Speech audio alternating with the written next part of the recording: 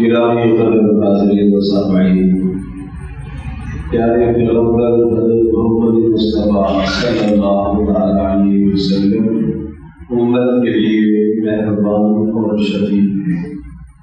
جس طرح سے ایک باپ اپنی اولاد کے ساتھ مہربان ہوتا ہے، ایک ماں اپنی اولاد کے ساتھ مہربان ہوتی ہے، اور باپ بھی شفقت کرتا ہے، اولاد بھی ماں باپ کے ساتھ حسن سلوک کرتی ہے، ماں بھی اپنی اولاد کے ساتھ پیار اور شفقت اور محبت اور ہمدردی والا طریقہ اختیار کرتی ہے، اولاد بھی اپنی ماں کے ساتھ حسن سلوک اور اطاعت اور فرمانبرداری کو بجا لاتی ہے۔ ہر ماں اور ہر باپ یہ چاہتا ہے کہ میری اولاد کامیاب ہو جائے اور میری اولاد ہر طرح کی کامیابیوں سے ہمکنار ہو جائے، اور میری اولاد کو کسی قسم کا ضرر اور نقصان نہ ہو، اور کوئی ایسا نفع اور فائدہ نہ چھوٹ جائے جس سے میری اولاد فائدہ حاصل نہ کرے۔ ایک ہے باپ کا اپنی اولاد کے ساتھ پیار، اور باپ کی اپنی اولاد کے ساتھ شفقت، اور ایک ہے محمد رسول اللہ صلی اللہ تعالی علیہ وسلم کا اپنی امت کے ساتھ پیار اور اپنی امت کے ساتھ شفقت۔ عمومی طور پر رسول اللہ صلی اللہ تعالی علیہ وسلم نے جو احکامات ہمیں دیے ہیں وہ سارے وقتوں میں، سارے زمانوں میں اور ہر وقت کرنے کے اعمال ہیں، لیکن کچھ اعمال ایسے ہیں جن اعمال کا تعلق خاص وقت کے ساتھ ہے، کچھ اعمال ایسے ہیں جن اعمال کا تعلق کسی خاص جگہ کے ساتھ ہے، اور مزید یہ کہ کچھ اعمال ایسے ہیں جن کا تعلق کسی موسم سے ہے۔ اب سردیوں کا موسم آیا، کیا سردیوں کے موسم میں رسول اللہ صلی اللہ علیہ وسلم کی طرف سے کوئی علیحدہ سے تعلیمات ہیں؟ پیارے پیغمبر صلی اللہ تعالی علیہ وسلم جو دین لے کر آئے ہیں، یہ دین کامل اکمل اتم ہے۔ تو جب یہ کامل اکمل اور اتم ہے تو ہر آدمی اپنی اولاد کے لیے سردیوں میں علیحدہ انتظام کرتا ہے، گرمیوں میں علیحدہ انتظام کرتا ہے۔ تو کیا میرے اور آپ کے پیارے نبی حضرت محمد مصطفیٰ صلی اللہ تعالی علیہ وسلم نے سردیوں کے لیے کچھ خاص انتظام و اعمال آپ نے بتلائے ہیں؟ گرمیوں کے لیے کچھ خاص اعمال اور آپ نے اہتمام اور انتظام کیا ہے؟ جی ہاں، پیارے نبی صلی اللہ تعالی علیہ وسلم نے موسم سرما سے متعلق چند اہم باتیں ذکر فرمائی ہیں۔ میں کوشش کروں گا کہ آج کی نشست میں موسم سرما سے متعلقہ جو احادیث آئی ہیں اور جو ارشادات پیارے پیغمبر صلی اللہ تعالی علیہ وسلم کے ہیں وہ میں آپ کے گوش گزار کر لوں۔ سب سے پہلی بات تو یہ ذہن نشین فرمائیے، حضرت صلی اللہ تعالی علیہ وسلم نے ارشاد فرمایا، الشتاء ربیع المؤمن، یہ سردیوں کا اور جھاڑے کا جو موسم ہے، یہ موسم مسلمان کے لیے موسم بہار ہے۔ یہ موسم مسلمان کے لیے کیا ہے؟ موسم بہار ہے۔ موسم بہار میں کیا ہوتا ہے؟ ہر طرف سبزہ ہی سبزہ ہوتا ہے، ہر طرف پھول ہی پھول ہوتے ہیں، اور انسان اپنی صحت کے لیے ہر طرف سے انتظامات دیکھتا ہے۔ پھولوں کو دیکھنا وہ بھی فائدہ ہے، پاس بیٹھ کر خوشبو سونگھنا وہ بھی فائدہ ہے، اس باغیچے میں چہل قدمی کرنا وہ بھی فائدہ ہے، اور وہاں صبح سویرے جا کر ٹھنڈی ٹھنڈی ہوائیں اور باد صبا کو لینا وہ بھی انسان کے لیے کیا ہے؟ فائدہ ہی فائدہ ہے۔ گویا کہ موسم بہار میں ہر طرف انسان کی صحت کے لیے فائدے ہی فائدے ہوتے ہیں۔ پیارے پیغمبر صلی اللہ تعالی وسلم نے ارشاد فرمایا کہ جب یہ سردیوں کا موسم آتا ہے تو اس میں مسلمان کے لیے نیکی کے بڑے مواقع ہوتے ہیں. جیسے بہار میں انسان کی صحت کے لیے اور صحت کی تندرستی کے لیے بہت سارے مواقع ہوتے ہیں، اسی طرح سے اس موسم کے اندر ایک مسلمان کے لیے بھی بے شمار اور بہت زیادہ نیکی کرنے کے مواقع ہیں. اس لیے اس کو رسول اللہ صلی اللہ علیہ وسلم نے کیا ارشاد فرمایا کہ یہ سردیوں کا موسم مومن کے لیے کیا ہے؟ بہار ہے. یہ سردیوں کا موسم مومن کے لیے کیا ہے جی؟ بہار ہے. ہاں، تو آپ سب میری بات سن رہے ہیں اور خوب توجہ کے ساتھ سنیں گے اور جاگ کر کے سنیں گے تو انشاءاللہ اللہ نے چاہا تو یہ نشست اور یہ مجلس ہمیں فائدہ دے گی. پہلا عمل آپ نے بتایا اور پہلی بات یہ ارشاد فرمائی، آپ نے فرمایا قصور نہارہ فصام. موسم سرما میں کیا ہوتا ہے؟ دن مختصر ہو جاتا ہے تو مسلمان کے لیے روزہ رکھنا آسان ہو جاتا ہے. دن مختصر ہو جاتا ہے تو روزہ رکھنا آسان ہو جاتا ہے. جو قضائیں ہیں روزوں کی وہ سب سردیوں کے موسم میں آسانی سے بندہ ادا کر لیتا ہے. اور مزے کی بات یہ ہے کہ ایسا نہیں ہے کہ جو گرمیوں کا روزہ تھا وہ روزہ رکھنے کا زیادہ ثواب تھا اور سردی کا روزہ رکھنے میں وہ زیادہ ثواب نہیں ہے. رمضان گرمیوں میں آ گیا تو جناب لمبے لمبے روزے اور سردیوں میں رمضان آ گیا تو مختصر روزے، لہذا ان مختصر روزوں کا ثواب اللہ تھوڑا دے گا؟ نہیں، اللہ کے یہاں ایسا نہیں. تو ایک تو یہ بتایا کہ اس میں مسلمان آدمی کیا کر سکتا ہے؟ بولو، روزے رکھ سکتا ہے. پیارے نبی صلی اللہ علیہ وسلم پیر کا روزہ رکھتے تھے ہمیشہ، سردی گرمی میں. چلو ہم ہمیشہ نہیں رکھ سکتے، آئیے ہم سردیوں میں پیر کے روزے کا اہتمام کریں.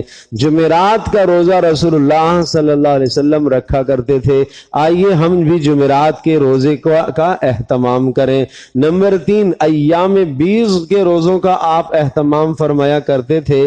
چاند کی 13ویں، 14ویں، 15ویں، یہ 3 ایام 20 کہلاتے ہیں. ان ایام میں روزے رکھا کرتے تھے. تو اگر ہم ہر پیر کے روزے کا اہتمام کر لیں، مہینے میں 4 پیر آگے، ہر مہینے میں جمعرات کے روزے کا اہتمام کر لیں تو کتنی جمعراتیں؟ عام طور پر 4 جمعراتیں آ گئیں تو 4 اور 4 8 ہو گئے اور 3 روزے آگے ایام 20 کے. اگر ایام 20 پیر اور جمعرات کو نہیں کسی اور دن کو آ رہے تو جناب 3 روزے وہ ہو گئے تو 8 اور 3 کتنے ہو گئے جی؟ 11 روزے ایک مہینے میں آپ رکھ لیں گے اور یہ 11 یہ اللہ کے پاس محفوظ ہو گئے. جب قیامت کے دن میرے اور آپ کے فرضی روزوں کا حساب ہوگا اس وقت جو فرض روزے میں کمی ہوگی وہ اس نفل سے پوری کر دی جائے گی. اللہ اکبر، اللہ اکبر، اللہ اکبر. میرے عزیز دوستو، اس دن جو کمی ہوگی، اللہ مجھے بھی اور آپ کو قیامت کے دن کی کمی سے بچائے. ہمارے اعمال کم پڑ جائیں، اللہ ہماری حفاظت فرمائے، اللہ ہماری حفاظت فرمائے. عمل کی کمی ہو جائے گی، ماں اماں ایک نیکی تو دے دے، اماں نہیں دے گی. ابا جی آپ ایک نیکی تو دے دیں. سردیوں میں گرمیوں میں آپ نے میرے لیے لباس کا انتظام کیا، گرمیوں میں آپ نے اے سی کا انتظام کیا تھا، آج جہنم کی گرمی سامنے ہے، آج سورج سوا نیزے پر ہے، آج زمین آگ اگل رہی ہے. ابا حضور ایک نیکی دیجئے.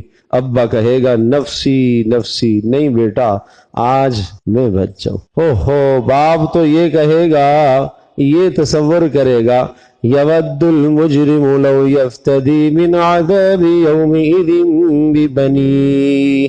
کیا کہے گا؟ اے اللہ آج میری ماں، اے اللہ آج میرا خاندان، اے اللہ آج میری اولاد، ومن فی الارض جمیعا، زمین کے اندر رہنے والے جتنے بھی ہیں سارے کے سارے، اے اللہ میرا قبیلہ، میرا کنبہ، میری اولاد، میرا سونا چاندی، میرا مال و دولت، میرے بچے بھی لے لے لے لے، اور صرف یہی نہیں، اے اللہ زمین کے اوپر جتنے بھی انسان ہیں سارے لے لے، لیکن اے اللہ مجھے عذاب سے بچا لے، مجھے عذاب سے بچا لے۔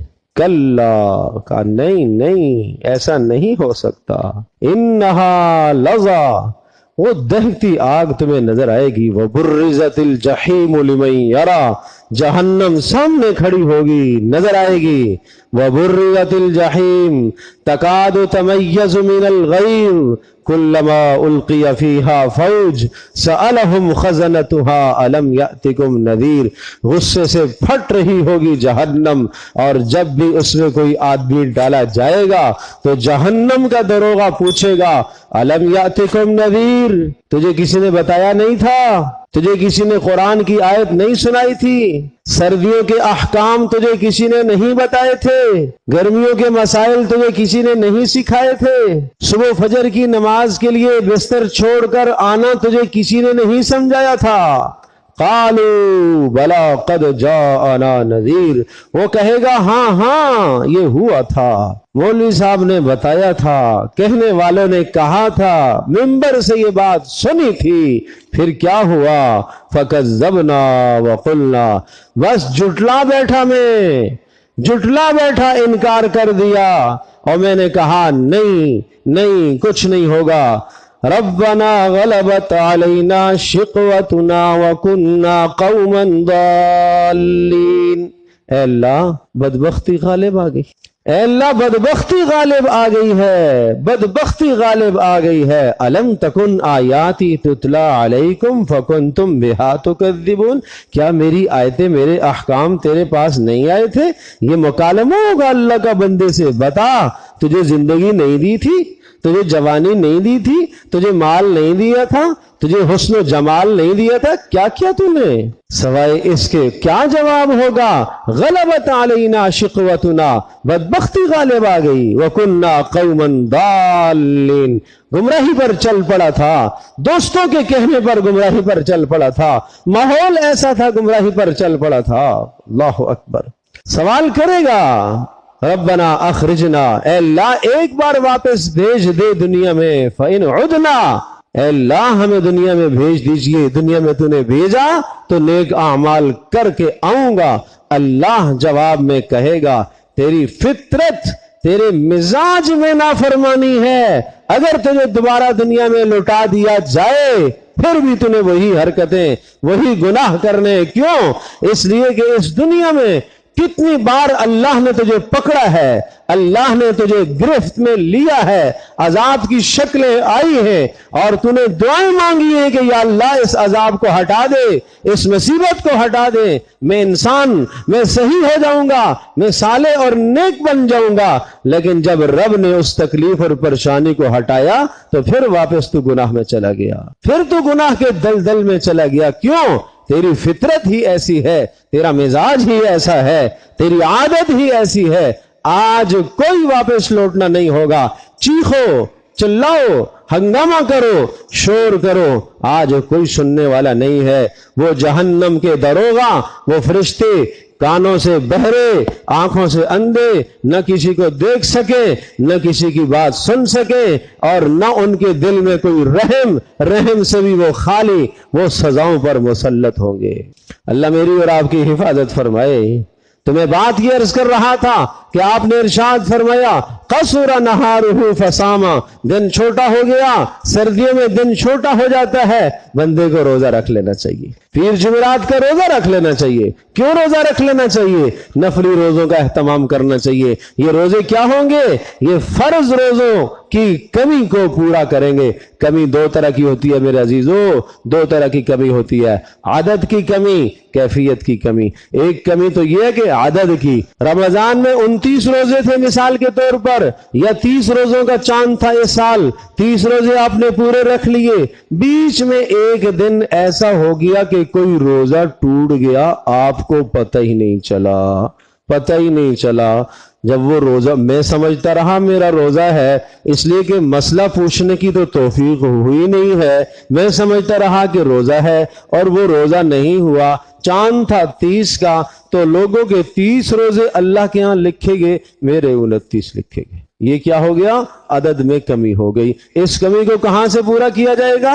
نفل روزے سے۔ نمبر 2، کیفیت میں کمی، اجر میں کمی، ثواب میں کمی۔ ایک دن کے روزے سے جو اللہ تعالی سے آپ کو تعلق ملنا چاہیے تھا، جو ایک روزہ رکھ کر خواہشات پر قابو پانا چاہیے تھا، وہ نہیں پا سکا، اس کمی کو نفل روزے سے پورا کر لیا جائے گا۔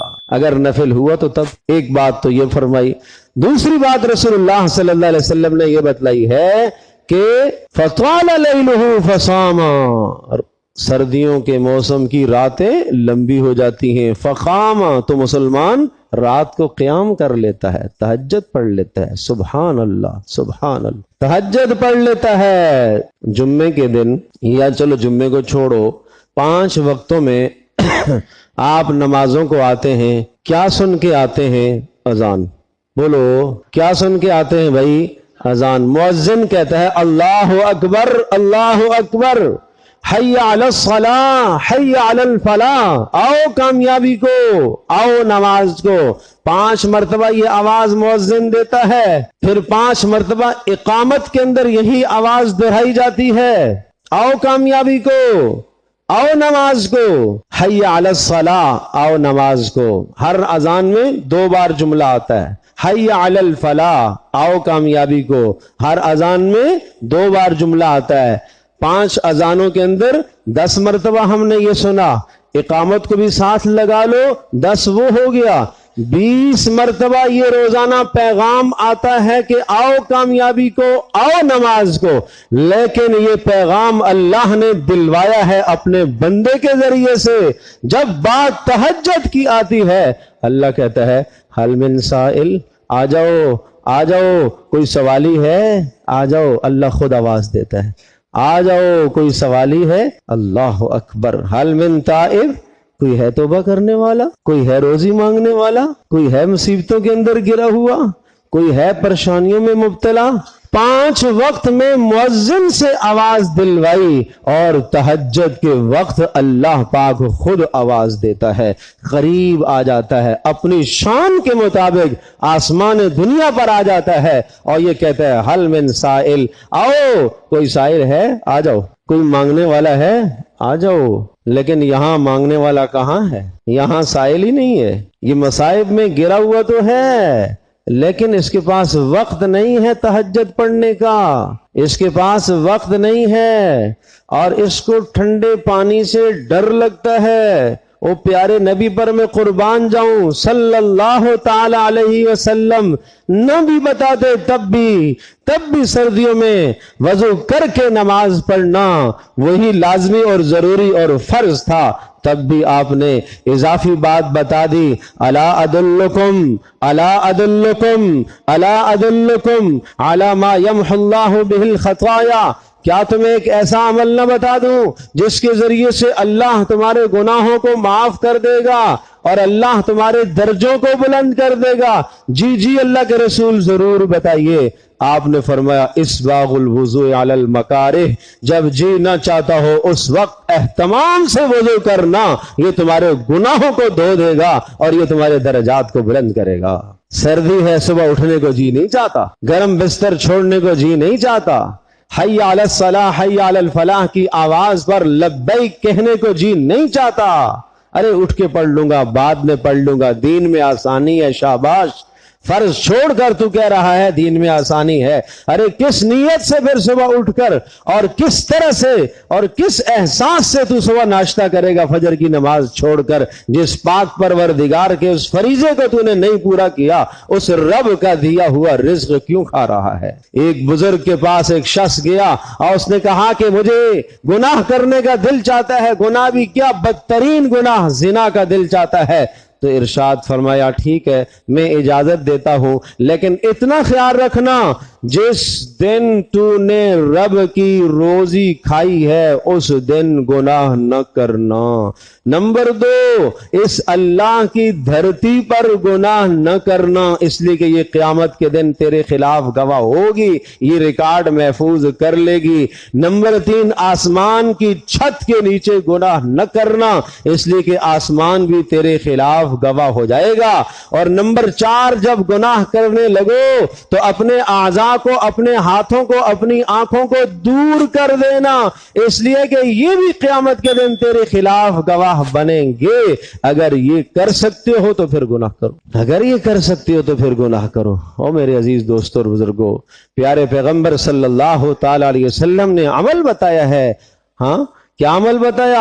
آؤ تمہیں ایک ایسا عمل بتاؤں کہ جس سے تمہارے گناہ معاف ہوں گے، تمہارے درجے بلند ہوں گے۔ کیا عمل ہے؟ اسباغ الوضوء علی المکارہ، جب جی نہ چاہے اس وقت وضو کرنا، مکمل کر کے وضو کرنا، پانی ٹھنڈا ہے تب بھی وضو کرنا، گرم ہے تب بھی وضو کرنا، وضو کر کے نماز ادا کرنا، تہجد کی نماز کو ادا کرنا۔ اللہ دیکھ رہا ہے یہ بندہ تہجد میں کس لیے اٹھا ہے، نہ اس کا باپ دیکھ رہا، نہ اس کی ماں دیکھ رہی، نہ اس کا کنبہ قبیلہ خاندان دیکھ رہا، یہ صرف مجھے راضی کرنے کے لیے میرے دربار میں آیا ہے۔ تو اللہ تو کہتا ہے میں قدردان ہوں، میں قدردان ہوں، میں تیرے اٹھنے کی قدر کروں گا، میں تیرے وضو کرنے کی قدر کروں گا، میں تیرے نرم و نازک بستر کے چھوڑنے کی قدر کروں گا، تو فکر نہیں کر۔ اللہ تبارک تعالی تہجد میں آپ سے ہم کلام ہوگا۔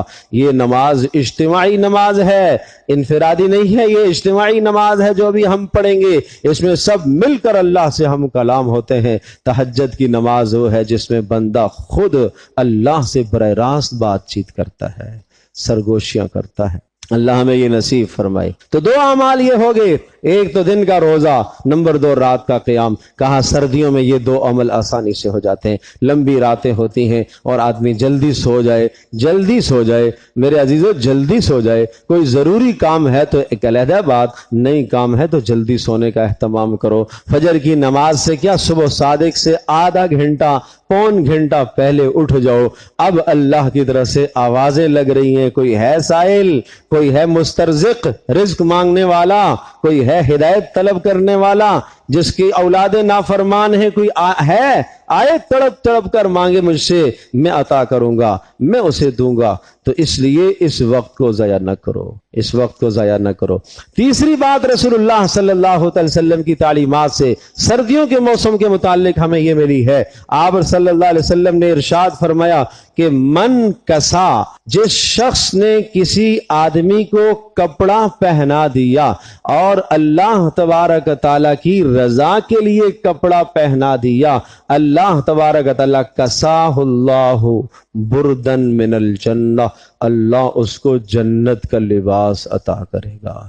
تو سردیوں میں ہر کوئی اپنے لیے گرم کپڑے خریدتا ہے، یہاں بہرحال اتنی شدید بھی سردی نہیں ہے پھر بھی خریدتا ہے۔ ایسا کیوں نہ کر لیا کریں کہ اگر سردیوں میں ہم نے خریدا ہے، اور ہمارے ہاں اس شہر کے اندر سردی حد کر دی تو 3 ماہ، اتنا مختصر قلیل حصہ سردی کا ہوتا ہے۔ جب سردی کا سیزن نکل گیا، بھائی وہ سردیوں کا مال سارا صدقہ کر دو، ایسے علاقوں میں بھیج دو جہاں سال کے 6-8 ماہ سردی رہتی ہے، ثواب ہے نا۔ یا آپ نے چیز خریدی، آپ 2 خرید لو، ایک اپنے لیے، ایک صدقہ کرنے کے لیے۔ گھر کے اندر آپ نے جناب اس سال سردی میں 6 جوڑے خریدے، 6 جوڑوں کے ساتھ 7واں جوڑا ایک اور لے لو۔ 6 جوڑے ہم نے جناب گرم کپڑوں کے لیے ہیں اور ایک جوڑا صدقہ کرنے کی نیت سے لے لو، شاباش۔ سب کے سب گھر کے افراد اس میں اپنا اپنا پیسہ جتنا جتنا ہے ڈال دیں، تو اللہ پاک ہر ایک کو جنت میں ایک پورا جوڑا عطا کرے گا۔ کیا یہ حدیث آپ نے سنی ہے کہ نہیں سنی؟ مسجد میں جو ایک اینٹ بھی ہے، من بنا للہ مسجدا بنا اللہ لہ بیتا فی الجنہ، جو مسجد بنائے گا ایک چھوٹی سی، اللہ اس کے بدلے میں اس کے لیے جنت میں محل تیار کرے گا۔ یہاں تک کہ اگر پوری مسجد نہ بنا سکا، حصہ ہی ڈال دیا اس میں، تب بھی اس کے لیے جنت میں محل تیار ہو جائے گا۔ تو آپ اگر پورا کپڑا نہ دے سکے، कुछ हिस्सा आपने दे दिया, घर के 4-6 अफराद ने मिलकर एक सूट खरीद लिया, गरम सूट खरीद लिया, हाजतमंद को दे दिया, अल्लाह पाक सबको जन्नत में कपड़ा पहनाएगा। क्या ख्याल है भाई, ये काम करने का है कि नहीं? हाँ, ये करने का है। तो फिक्र आखिरत वेलफेयर की तरफ से अल्हम्दुलिल्लाह पूरे मुल्क के अंदर हम कोशिश करते हैं। पिछले दिनों हमारे यहाँ जहाँ क्लासें हमारी शाखें थी, उन शाखों में गिलगित स्टोर में हमारी एक शाख थी। गुज़िश्ता साल भी हमने गर्म कपड़े वहां भेजे थे, इस साल भी भेजने का इरादा है।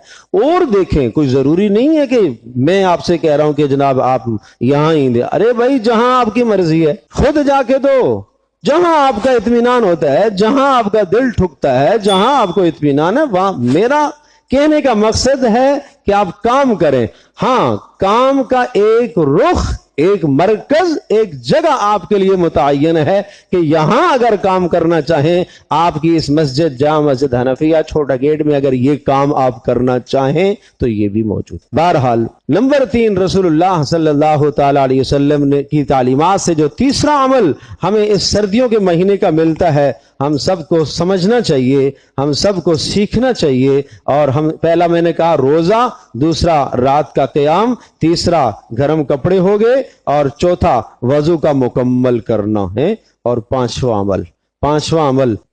अमल जब शदीद सर्दी लगे, तो हदीस पाक में ये आया है कि जब शदीद शिद्दत के साथ सर्दी लगे तो अल्लाह से ये दुआ मांगो, ऐ अल्लाह मैं जहन्नम का तबका ज़महरीर, उससे मैं पनाह चाहता हूं। ये क्या है? ये जहन्नम में एक तबका है ज़महरीर, जो ठंडा होगा। आप समझते हो कि सिर्फ जहन्नम में आग ही है? अरे भाई, जहन्नम में कितने अजाब हैं। अल्लाह मेरी और आपकी, हम सब की, हमारी नस्लों की, हमारे माँ बाप की अल्लाह पाक हिफाजत फरमाए। तुम्हें नहीं मालूम वो क्या अजाब है अल्लाह के, तुम्हें नहीं मालूम वो क्या अजाब है। आग का एक अजाब है, भूख का इतना बदतरीन अजाब होगा, भूख का इतना बदतरीन अजाब होगा कि वो आग से भी ज्यादा सख्त होगा। प्यास का इतना बदतरीन अजाब होगा कि खोलता हुआ पानी पिएगा नहीं, उंडेल देगा अंदर। और उंडेलेगा क्या कि वो अंदर से अंतड़ियों को काटता हुआ पखाने के रास्ते से बाहर निकाल देगा।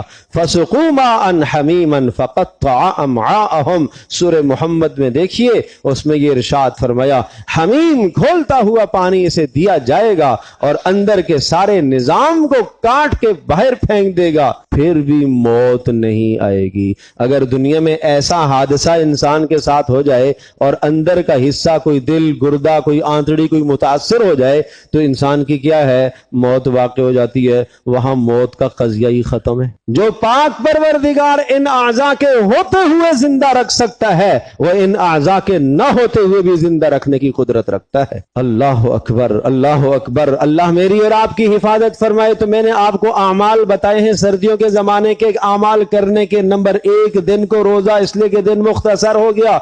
नंबर 2, रात का क़याम, इसलिए कि रातें लंबी हो गई। और नंबर 3, गर्म कपड़ों का गुरबा के, अपने लिए भी करना है, करो, गुरबा के लिए इंतजाम करना। नंबर 4, मुशक्कत के वक्त वजू करना, यह सर्दियों का खास अमल जिस पर अजर मिलता है। और नंबर 5, जहन्नम के तबका ज़महरीर से अल्लाह की पनाह चाहना। इसमें क्या है, उसमें सर्दी होगी। जब लोग गर्मी से झुलस जाएंगे, अल्लाह बहुत गर्मी है। दुनिया में जब गर्मी आती थी ना, तो फिर हम क्या करते थे, साहिल समंदर की तरफ भागते थे, वहां जाया करते थे, या अल्लाह यहाँ कोई सर्दी, कोई थोड़ी सी ठंडक का, जी अल्लाह पाक हुक्म देगा फरिश्तों को, ले जाओ इनको ज़महरीर में ले जाओ। ज़महरीर में जब ये पहुंचेंगे, यूं समझेंगे जैसे समंदर का साहिल है, इस तरह का ज़महरीर का तबका होगा। और इतनी ठंड होगी, उस सर्दी की वजह से इनके जिस्म खुद टूट जाएंगे, टुकड़े टुकड़े, हड्डियां टूट जाएंगी। और उस ज़महरीर के अंदर बड़े बड़े बिच्छू और सांप मौजूद होंगे, जो इनको पकड़कर चबाएंगे और हड्डियों को ऐसा तोड़ेंगे जिस तरह से कुत्ता हड्डी चबाता है तो आवाज आती है, इस तरह से इसकी हड्डियां टूटेंगी और फिर वो बाहर फेंकेगा, फिर दोबारा जिस्म ठीक हो जाएगा, फिर चबाएगा, फिर जिस्म ठीक हो जाएगा, फिर चबाएगा, फिर जिस्म ठीक हो जाएगा। ये मुसलसल अजाब होगा। या अल्लाह, ये इतना बदतरीन अजाब क्यों दे रहा है? کیوں دے رہا ہے؟ اب بات سمجھنے کی ہے۔ یہ عذاب اس لیے اتنا سخت ہو رہا ہے، اس لیے اتنا سخت عذاب ہو رہا ہے کہ تو دنیا کے اندر مسلمان مردوں کو اور مسلمان عورتوں کو اذیت اور تکلیف دیا کرتا تھا، یہ اس تکلیف کا بدلہ ہے۔ اللہ ہماری حفاظت فرمائے۔ پھر شریعت میں سہولیات کتنی خوبصورت ہے، کتنی خوبصورت سہولیات اللہ پاک نے عطا فرمائی ہے۔ ایک سہولت ہے گرم پانی سے وضو کرنے کی اجازت ہے۔ اگر اللہ پاک کہتا نہیں گرم پانی سے وضو کرنے کی اجازت نہیں ہے، اگر حدیث آ جاتی کہ گرم پانی سے وضو کرنے کی اجازت نہیں ہے، پھر ٹھنڈے سے کرنا فرض ہوتا، لازمی ہوتا۔ ایک سہولت اسلام میں یسر ہے، سہولت ہے۔